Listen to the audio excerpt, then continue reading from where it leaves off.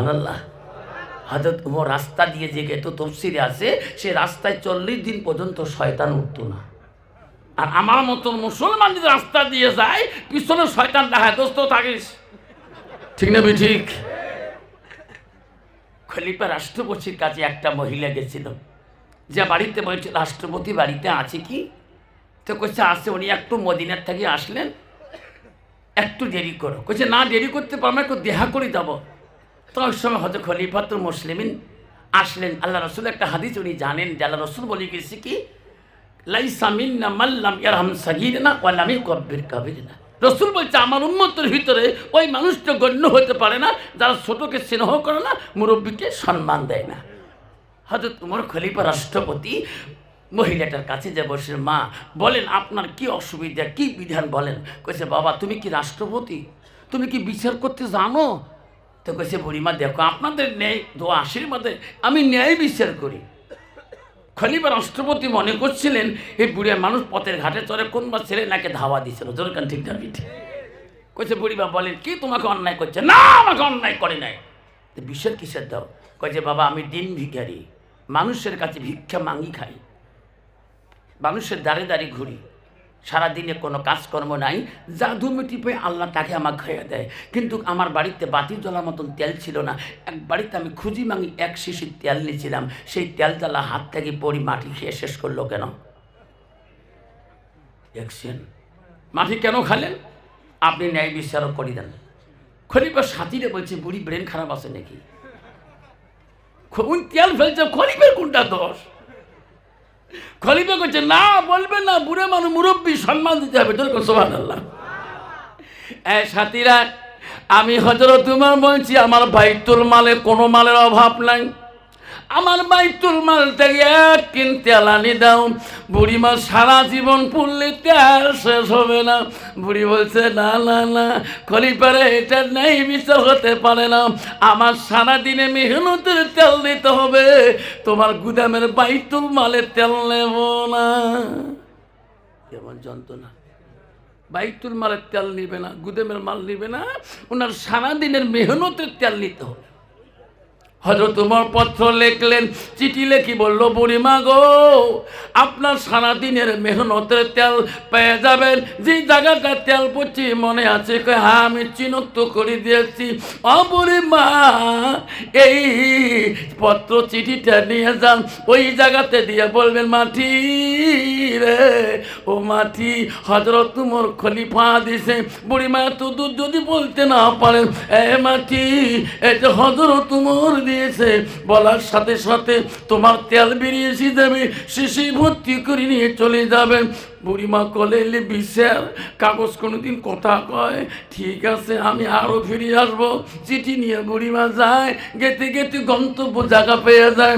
ওই জায়গায় যে হাতের চিঠিটা দিয়ে আস্তে করে কয় মাটি রে হযরত ওমর দিয়েছে। বলতে নাই বলতে মাটি এমন দুখণ্ড হয়ে জমিন ফাটি যেয়ে তেলের খোল নহর করে গেছে। যেরকম সুবহানাল্লাহ। বুড়িমা কিসের তেল নেয়, কিসের তেল নেয়, সোজায় দৌড়, মাটি ফাটি গেল, তেলে তেল জমিনে ফাঁসি গেতেছে। বুড়িমা দৌড়ে, বাবা কি লেখছিস? বা বুড়িমা লেখা কি আছে দেখার শোনা দরকার, আপনার মেহনতের তেল পাচ্ছেন কিনা? বা তেল লাগে না বা, তুই চিঠির এত পাওয়ার কে, খাইলাম নিচন তাতে।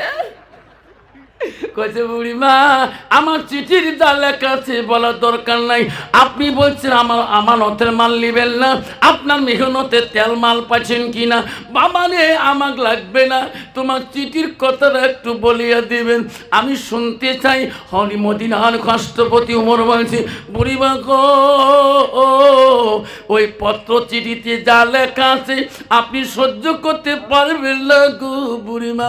ওই পত্রে লেখা আছে মাটি রে আমি হযরত ওমর সালাম দিয়ে বললাম, তুমি যদি বুড়িমার মেহনতের তেল যদি বুঝি না ধরে মাটি, আমি ওমর সাক্ষী রইলাম ওই জায়গায় বেনামাজি রেখে দেব।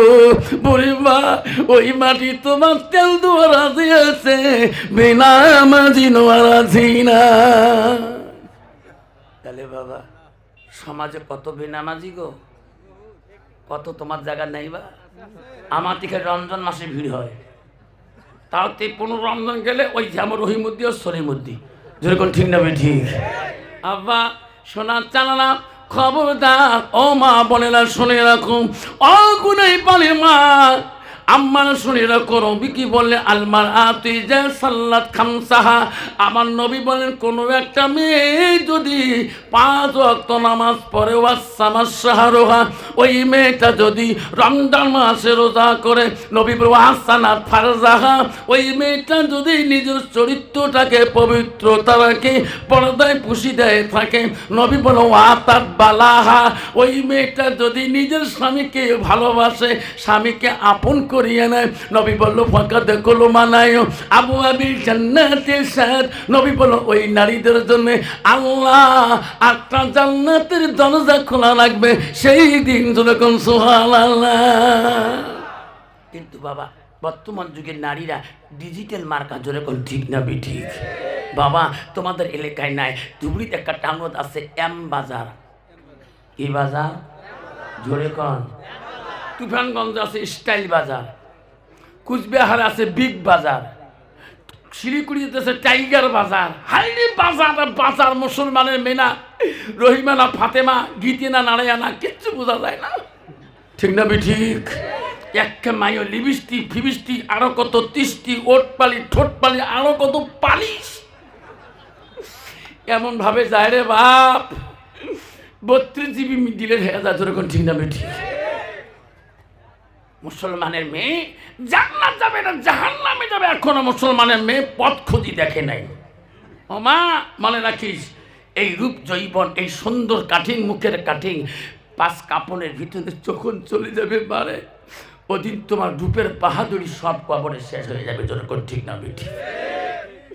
ও মা তুই কেন বুঝিস না এই চেহারাটা, কেন মা তুই বুঝিস না? রাসূলুল্লাহ আসি মিরাজ থেকে ফিরার পথে আসি, মন মলিন নিয়ে বসে আছি, বিশ্ব নবী স্ত্রী হযরতে মা আয়েশা রাসূলুল্লাহকে বলো, গো নবী আপনি মনটা মলিন করি কেন বসিয়েছেন, বলছেন না কেন? নবী বলছে আয়েশা রে কি বলবো, তোমাদের মতন কতগুলা নারী আমি জাহান্নামের মধ্যে এমন কষ্ট দেখছি। আমি জিব্রাইলকে বলছিলাম, জিব্রাইল এই নারীর এত কষ্ট কেন, এত জ্বালা যন্ত্রণা কেন, মৃত্যু কেন হয় না? ও আয়েশা ওদিন আমার জিব্রাইল খুলে বলছে, ওগো নবী এই সমস্ত নারীর কেন কষ্ট, মাথার থেকে পা পর্যন্ত আগুন কেন লাগে দেয়?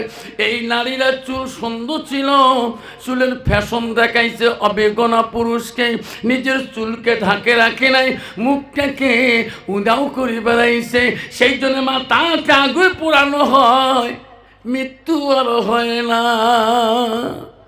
মা বোনেরা তোমার চেহারাটা সুন্দর আল্লাহ দিয়েছে। ও মা শুনে রাখেন, নবীজির প্রথম স্ত্রী ছিল হযরতে খাদিজাতুল কুবরা রাদিয়াল্লাহু আনহা। মা নবীজির দ্বিতীয় স্ত্রী ছিল হযরতে মা সাউদা রাদিয়াল্লাহু তাআলা আনহা। মা নবীজির তৃতীয় স্ত্রী ছিলেন হযরতে মা আয়েশা সিদ্দিকা আম্মা জান। নবীজির চতুর্থ স্ত্রী ছিল হযরতে জয়নব রাদিয়াল্লাহু আনহা। নবীজির পঞ্চম স্ত্রী ছিল হযরতে হাফসা রাদিয়াল্লাহু আনহা। নবীজির 6 নম্বর বিবি ছিল হযরতে উম্মা সালমা। নবীজির 7 নম্বর বিবি ছিল হযরতে উম্মা হাবিবা। নবীজির 8 নম্বর বিবি ছিল হযরতে মাইমুনা। নবীজির 9 নম্বর বিবি ছিল হযরতে সুফিয়া। নবীজির 10 নম্বর বিবি ছিল হযরতে রায়হানা। নবীজির 11 নম্বর বিবি ছিলেন হযরতে মারিয়া। যেরকম সুবহানাল্লাহ। নবীজির একর থেকে জীবনে 11 জন সহিহ হাদিস আছে স্ত্রী চলে গেছেন, কোন স্ত্রীর দ্বারা কোনো দিন বিশ্ব নবী কষ্ট পায় নাই। বর্তমান যুগের নারীর দ্বারা স্বামীরা কষ্ট পায় না, না পায়? জোরে কম। কত বউ আছে রে বা স্বামীর হাতে রাতে গিলে নাকে টাকে ঢিকে, ঠিক না? কন্ত যদি কোনো বউ যদি স্বামীর নাক ফাড়ে দেয়, কত ওই স্বামীটা কোন দিন বাজারত যা কবে মোর বউ নাক ফাড়েছে ভাই, কবে কবি না, যদি মন মানে বই দেখবে কে কি হয়েছে, ভাই জ্বর, ঠিক না? ঠিক বাবা আমা বোনেরা শুনে রাখো মা, কথাগুলো চিন্তা করে নিবেন মা। হাদিসের মাধ্যমে বলো, আল্লাহ নবী বলো আতাত বালাহা, তোমার স্বামী যখন আসবে মা, স্বামীর মুখের দিকে তাকাবা মারে, স্বামীর চেহারার দিকে তাকাবা। রাসূল কি বললেন? ওয়া জাউজুহা আলাহা, জাউজুহা মানে তোমার স্বামী তোমার উপরে যদি খুশি রাজি হয়ে যায়, রাসূল বলল দাখালাতিল জান্নাত, সেই মেয়েটা সর্বপ্রথম জান্নাতে যাবে। যেরকম সুবহানাল্লাহ। কন্ত বাবা, বর্তমান যুগের নারী স্বামী বাড়ি গেলে স্বামী কি খুশি রাজি করাইতে পারে? বর্তমান যুগের নারী ডিজিটাল গো, চড়া মেজাজ। স্বামী বাড়ি গেলে কথা বললি দিদি কো, রহিমার মা, ফাতেমার মা, ময়নার মা, এক গ্লাস পানি দাও না, কতি মরিবার পান নাই। ঠিক না ঠিক? এক কথায় কয়া দেয়, এত পানি দুটান কে দেখেন না মনের কামাই বাড়িত মোর। ঠিক না ঠিক বাবা? নারী কয় প্রকার জানেন না? নারী হল 4 প্রকার, হস্তানি, কদমনি, সাংকিনী, লোহাসনী। বাবা রে, রাসূল বলেন নারী কি বিয়ে করে? নারীর গুণ দেখি বিয়ে করো। 1 নম্বর গুণ দেখো, মেয়েটার যতই কোয়ালিফিকেশন হোক না কেন, মেয়েটার ডিগ্রি দেখো না কেন, 1 নম্বর দেখো তার ভিতরে এলেম আছে কিনা। 2 নম্বর রাসূল বলেন মেয়েটাকে বিবাহ চিরকালের সঙ্গিনী বানাতে হলে ওই মেয়েটার বংশ বুনিয়ে দেখো আল্লাহ ওয়ালা মুত্তাকিন পরহেজগারি আছে কিনা। জোরে কোন সুবহানাল্লাহ। মুসলমান তো ওটা দেখে না, মুসলমান দেখে নগদ কত আর বাকি কত। যেরকম ঠিক না ঠিক? এলা মদাউর বেটি হোক বা সুদেউর বেটি হোক, কয় গ্লাস খাই খাও, আছে না বাবা? এই যে 1 জানুয়ারি চলে গেছে, আমি ওই দিন ফুলবাড়ি সভা করছিলাম, এই নাগেরবান আব্দুল মজিদ মলন হাফিজি মাদ্রাসা আমাকে ফোন করছিল, বেটা ইসুফ মলনা, তো হুজুর আপনি 1 জানুয়ারি আগা দিন জলসা করছেন, হুজুর আজকে চরের মধ্যে একটা মাইক বাজে নাই। সুবহানাল্লাহ। যে চরের মধ্যে আমরা এই যে 1 জানুয়ারি কানথুবের বাইরে, হুজুর তোমার বক্তব্য কাল সমস্ত যুবক আসি পাগল হয়ে গেছে, তোমার কাছে তওবা কারি গেছে, এই চরের মধ্যে জীবনে আর ড্যাক বাজাবে না। যেরকম সুবহানাল্লাহ। আব্বাজান শোনার চান না, ও মা বোনেরা, ও মা কেন তোমার রাগ করবেন? মা, মা তুমি কি জান্নাত যাবা না? মা তো কি জান্নাত যাওয়ার আশা নাই? মা গো, নবীজির 3 নম্বর বিবির নাম বললাম, হযরতে মা আয়েশা। আয়েশা কে ছিল মা? তার বংশের খবর জানো কি? মা হযরতে আয়েশা ছিল প্রথম পৃথিবীর রাষ্ট্রপতি খলিফা আবু বকরের মেয়ে। মা আবু বকরের 2টা মেয়ে, প্রথম মেয়ের নাম হযরতে আসমা, দ্বিতীয় মেয়ে হলো হযরতে মা আয়েশা। আয়েশা ছিল কোরআনের হাফেজা। সুবহানাল্লাহ। আর বর্তমান যুগের মেয়ে হলো ঝগড়ির হাফেজা। ঠিক না ঠিক? এই জন্য ঠিক না ঠিক? ঝগড়া করতে করতে স্বামীর কালটু মাসান পর্যন্ত করে ফেলায়। স্বামী যদি কালা হয়, কালা মাসান, কালটু ডোম, মাথা ডাংরা। ঠিক না ঠিক? তোমরা শোনে ফাঁকি দে বাবা, সব জায়গায় হুজুর হওয়া যায়, সব জায়গায় পীর সাহেব হওয়া যায়, সব জায়গায় আমির সাহেব হওয়া যায়, সব জায়গায় প্রবেশ সাহেব হওয়া যায়, মন্ত্রী সাহেব হওয়া যায়, এমএলএ সাহেব হওয়া যায়, প্রেসিডেন্ট সাহেব হওয়া যায়, গাঁওগুড়ি সাহেব হওয়া যায়, মেম্বার সাহেব হওয়া যায়। বউয়ের কাছে হওয়া বড় কঠিন। যেরকম ঠিক না ঠিক? গ্রামের পাড়ার লোক না জানলে বউ জানে তুই হুজুর কেমন। ঠিক না ঠিক? কাই তো করে সার কয় না, কি কয়, মুই তো সার খাওয়া খাবার না, পন্থা খাইতে খা, নালে তুই গাইবান্ধা যা। ঠিক না ঠিক? বাবা শোনার চান না? কষ্ট হয়? কষ্ট হয়? মা আয়েশা সিদ্দিকা নবীজি বাড়িতে আসলে তফসির শোনেন, আম্মারা শুনে না, নবীজি বাড়িতে আসলে আয়েশা নবীর দিকে তাকিয়া তাকিয়া দেখছিলেন। সুবহানাল্লাহ কবি না? নবী বলছে, আয়েশা রে, আমি বাড়ির দিকে আসলে তুমি আমার দিকে কেন তাকো? আমার দিকে বারবার কেন দেখো? আয়েশা বলছো, গো নবী, আপনি বাড়ির দিকে আসলে আমার আয়েশা কলিজাটা ঠান্ডা হয়ে যায়। সুবহানাল্লাহ। মায়েশার গুণ ছিল গো, নবীজি বানিয়েছিলে, নবীজি আগে খানা না খাওয়া পর্যন্ত আয়েশা মুখে খানা দেওয়া কষ্ট পাইছে, আমার নবী খাবে রে, তারপর আমি আয়েশা খাবো। আর বর্তমান যুগে নারী রে, স্বামী নাই খাইতে 2 বেলা হয়ে যায়, ঠিক না ঠিক? মা বলে না মা আয়েশার কি গুণ ছিল, মা আয়েশা নবীজি ঘুম না পাওয়া পর্যন্ত, ঘুম না যাওয়া পর্যন্ত আমার মা আয়েশা আগে ঘুম পাওয়ার চেষ্টা করে নাই, নবীজিকে ঘুমাইবে, আয়েশা ঘুমাইবে। কিন্তু বর্তমান যুগে নারী রে, স্বামী নাই ঘুমেতে বউয়ের নাকের গাঙারি, ঠিক না বিঠি বাবা? আর পানি চাইছি আইতের মধ্যে যে নাকের গ্যাঙ্গাড়ি তুলি দিছে, যেরকম ঠিক না মিঠি?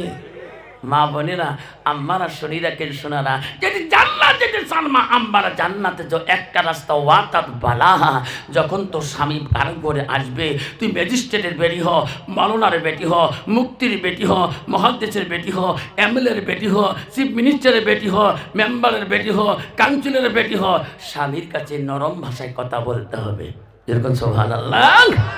মা হযরতে মা আয়েশা সিদ্দিকা রাষ্ট্রপতির মেয়ে ছিলেন, কম কথা নয়। মদিনার প্রথম খলিফা হযরতে মা আয়েশার এত রূপ ছিল যে দুনিয়ার নারীরা আয়েশার যদি একটা হাতের আঙুলের রূপ দেখত, তা বর্তমান যুগের নারীরা কোনোদিন স্বামীর সাথে অহংকার, রূপের অহংকার করতো না। কিন্তু বাবা আজকের বেশিরভাগ নারী দেখবেন, যদি স্বামী যদি রংটা কালা হয়, বউ যদি ফর্সা হয়, দেখবেন সারা জীবন ওই কথা বলবে, বউ, ঠিক না ঠিক?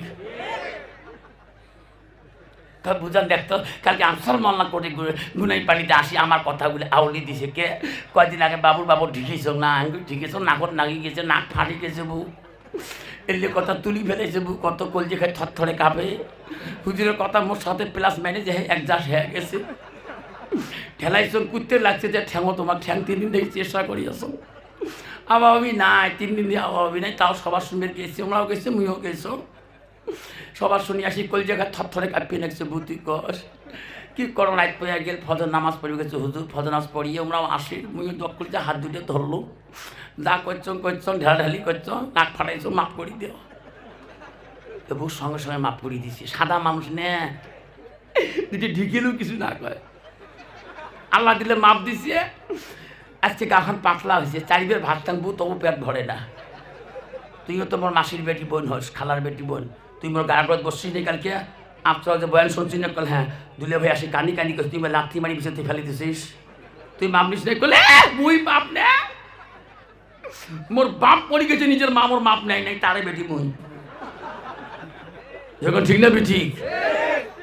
তোর মা মাপ নেই, কলে মোর মার ভয়েস চলে, মোর বাপ তাই বেড়াতে বাড়িয়েছি না, রাতে 2টোর সময় না হাড়ি ঘুমেছে, জানিস?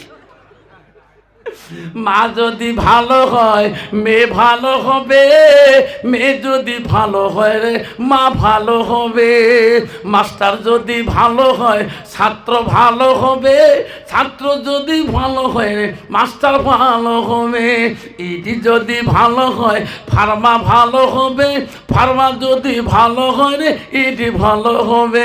এমন জাতের কচু আছে অল্প জালে সিদ্ধ হয়, এমন জাতের মেয়ে আছে অল্প কথায় বুঝিয়ে পায়, এমন জাতের কচু আছে অল্প জালে সেজে না, এমন জাতের মেয়ে আছে অল্প কথায় বোঝে না। বাপ ভালো তা ছেলে ভালো, মা ভালো তা ঝি, গাই ভালো তা বাছুর ভালো, দুধ ভালো তার ঘি, এরকম ঠিক না বিঠে? কষ্ট হয় এই যুবক, মা বলে না জীবনটা পরিবর্তন করে যাও। মা এই জীবন পরিবর্তন না করলে কবর নামের সাথী তোমাকে রেহাই দিবে না। এই কবর পৃথিবীর সবচেয়ে বড় মঞ্জিল, প্রথম জীবনের মঞ্জিল হলো কবর। এই কবরের জোয়ার পরে বিশ্ব নবী রাসূলুল্লাহ আদরের কলিজার মণি হযরতে ফাতেমাতুল জহিরা হাসান হোসেনকে মিষ্টি সুরে ডাকছে, বাবা আসো আমার কাছে বসে। হাসান হোসেন 2 ভাই গেলেন, আম্মা এত বুঝেন, এত কিছু কথা বলে মিষ্টি সুরে। তখন হাসান হোসেন বলছে, মা আজকে আমার 2 ভাইকে এত সুন্দর মিষ্টি ভাষায় কেন মা কথা বলো? কইছে, বাবা রে তোমার নানাজি চলে গেছে, আমি তো কালকে চলে যাব রে বেটা। কাল থেকে কে তোমার মিষ্টি সুরে কথা বলবে? দোনো ভাই সুরে বেটা, দোনো ভাইকে সুন্দর করি হজরতে কলিজার মানিক দুইটাকে গোসল করে দেয়। মা, আমার দোনো ভাইকে এত সুন্দর করে কেন মা গোসল করি না? বেটা রে, আমি ফাতেমা যেদিন চলে যাব তোমাকে কে রে গোসল করে দিবে বাবা? আমি আজকে শেষ গোসলটা দিয়ে যাই, আমি তোমার মার জীবনে গোসল করে দিতে পারবো না। দুনো ভাই হাওয়া করে কান্দে রে। হযরত আলী বাড়ি এসে সাথে দুনো ভাই পাঞ্জা করে ধরো, আব্বু আজকে আমার মা কথাগুলো এইভাবে বলে কেন? কি বলছে বাবা? আমার মা বলি জনমের আদর করলো, জনমের গোসল দিল। আলী ঘরে বলছে ফাতেমা রে, আমার মানিক দুইটা, তুমি কি বলছো সোনা দুইটা? ও গো স্বামী, সত্যি বলছি গো স্বামী, আমার আব্বা যাবার 6 মাস কাল হয়ে যায়, আমিও ফাতেমা যাবার সময় হয়ে গেছে। ও গো স্বামী, আমি ফাতেমা কবরে চলে গেলে আমাকে দিনের মধ্যে গোসল দিবেন না, মাটি দিবেন না। স্বামী গো, আমি ফাতেমা মারা গেলে আমার দিনের মধ্যে জানাজা দিবেন না। আলী বলছে কেন? ও গো স্বামী, আমি ফাতেমার যতটুকু পর্দায় ছিলাম, স্বামী গো, দুনিয়ার বিদিন কাফিরারা আমার রূপ দেখার জন্য এত বুদ্ধি চেষ্টা করেছিল। ও গো আলী, আমাকে দেখতে পারে নাই। আমি ফাতেমা মৃত্যুর খবর পাইলে কোনো বিদিন যদি মুসলমানের রূপ নিয়ে আসি, আমার জানাজারে দাঁড়ায়া আমার লম্বা চওড়াটা যদি দেখি খারাপ কল্পনা করে ফেলে, আল্লাহ তবু কিয়ামতের দিন এই ফাতেমার পর্দার মূল্য দিবে না। আবার শোনা জানারা, আজকে মুসলমানের মেয়ে পর্দা থাকা তো দূরের কথা, নিজের কাপড়টা গা বন্ধ ঢাকিয়ে রাখার চেষ্টা করে না। যেরকম ঠিক না ঠিক? মা বোনেরা শুনে রাখেন, বিশ্ব রসুলের দরবারে একজন সাহাবী আছেন, তার নাম আব্দুল্লাহ ইবনে মাকতুম রাদিয়াল্লাহু আনহু। অন্ধ ছিল, চোখে দেখে নাই। আল্লাহ রসুল স্ত্রীরা গল্প করছে, আল্লাহ রসুল বলছে বিবিরা তোমরা একটু আড়াল হয়ে যাও, পর্দানসী হয়ে যাও। কেন? আমার এক সাহাবী আব্দুল্লাহ ইবনে মাকতুম আসি গেছে, আমার সাথে দেখা করবে। এক স্ত্রী বলছে, রসুল গো, আব্দুল্লাহ ইবনে মাকতুম তো অন্ধ, চোখে দেখে না, উনি আমাকে দেখতে পারবে না, আমরা তোমার কাছে আড়াল হয়ে থাকবো, উনি তো দেখতে পারবে না, উনি কেমন করে চিনবে আমি তোমার স্ত্রীরা দাঁড়িয়ে আছি? তখন বলছে, দেখো বিবিরা, আব্দুল্লাহ ইবনে মাকতুম না দেখতে পারে, তোরা বিবিরা তো দেখো। এরকম ঠিক না ঠিক? আর বর্তমান যুগের নারীরা তোরা তো দেখো, এটা বাড়ি হলো সেই জলেশ্বরে বাড়ি, ফেরিয়ালা চুরিয়ালা। এরকম ঠিক না ঠিক? চিনে নাই, জানা নাই, এমনভাবে হাত আগে যায় চুরি কেনার জন্য। বাপ, এই হাতটা তোমার টাকা নাই রে বাপ, কত মেয়ে আছে রে বাপ, যেই চুরিয়ালা আসে কয় চুরি, ইস পালে চুরিয়ালা গিলি খাবার চাই। যেরকম ঠিক না ঠিক? শ্বশুর বাবা কয় যাবো তো বউ, তোমার বিয়ে হবার মা 10 দিনে হলে তোমার কোন একটা চুরির দোকানের কাছে গেছে, এলে করি বউ বিয়ে হবার 4-5 বছর 10 বছর হয়, এমার বা হায়ার শরম, তোমারও হায়ার শরম নাই? এইরকম ভাষা করে না তো। চুরিয়ালা জানেন কোন বংশের মাংসটা? আমার বাপ মার বংশ ধুবড়ি ডিস্ট্রিক্ট, গোয়ালপাড় ডিস্ট্রিক্ট, অর্ধেক। কই চুরিয়ালার বাড়ি তো সেই ঘুঘুডুবা। কই জানেন না, মোর নানা আছে না? হ্যাঁ, মোর নানার মৃত্যু দোস্ত শালা হয়নি, 180 কিলোমিটার সম্পর্ক। দোকানি কয় ভাবিলে কোন সময়টা জিত করি থাকে, এটা মেয়েদের চালাকি, এটি এই চালাকি না করং তার বেশি কিনি তোর হবার নয়। কয় ভাবি তোমার নিবেন কি? কয় চুরি নিম ভাইরি, বিয়ে হবার দিন সব জিনিস দিয়েছে, চুরি দেয় নাই। তা ভাবি দেখো আমার দোকানের চুড়ি দেখলো 60 টাকা, নিল 60 টাকা, হাতত দিল 60 টাকা, কইতে দে চুড়ি। চুরি খায় 5 নম্বর, চুরি দেয় 4 নম্বর। বা ভালো করে খেয়াল রাখবেন, দোকানি কত চালাক।